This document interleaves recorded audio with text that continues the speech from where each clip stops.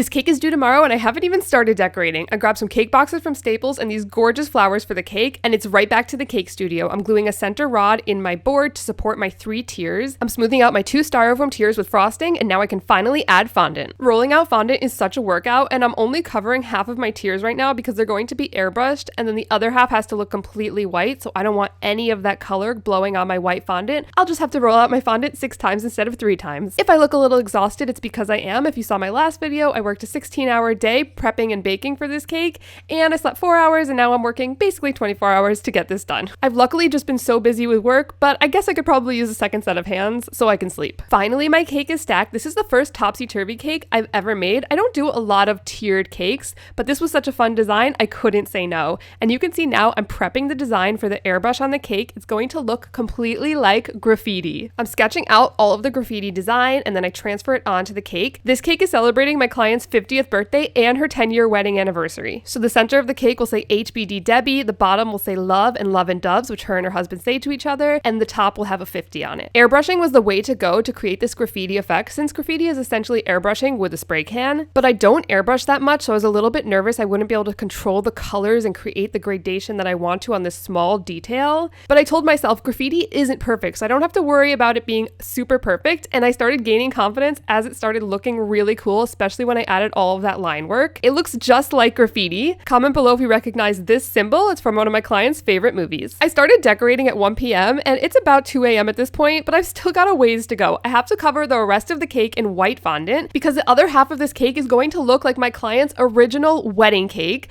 I'm adding this fondant curtain on each side so it looks like the white fondant is being pulled back to reveal this graffiti on the other side. I love the idea of this hybrid cake. My client is so creative and we came up with such a wild and funky design. The original wedding cake had white piped dots all over it and a white piped border. After I add the white ribbon on the base, I take a break from the tiered cake because I still need to build the sheet cake, guys. It's 7 a.m. I am going as fast as I possibly can because I have to deliver this in just 8 hours. The sheet cake is filled with carrot cake and cinnamon buttercream, and then it gets white buttercream all along the outside with the matching piped border. I use my projector to write cake vibes only on top so I can get it nice and perfect, and then I add the yellow and green flowers which match the original wedding cake. And now I'm blowing up some balloons for the cake topper, which is a cluster of balloons. I was a little bit delusional at this point, guys. It's 12 p.m. and I'm adding the roses on the cake, but I just can't film anymore. Sorry, love you. I did sleep 1 hour before taking a cab to deliver. This was the sketch and this was the final cake. I was so proud and my clients absolutely loved it.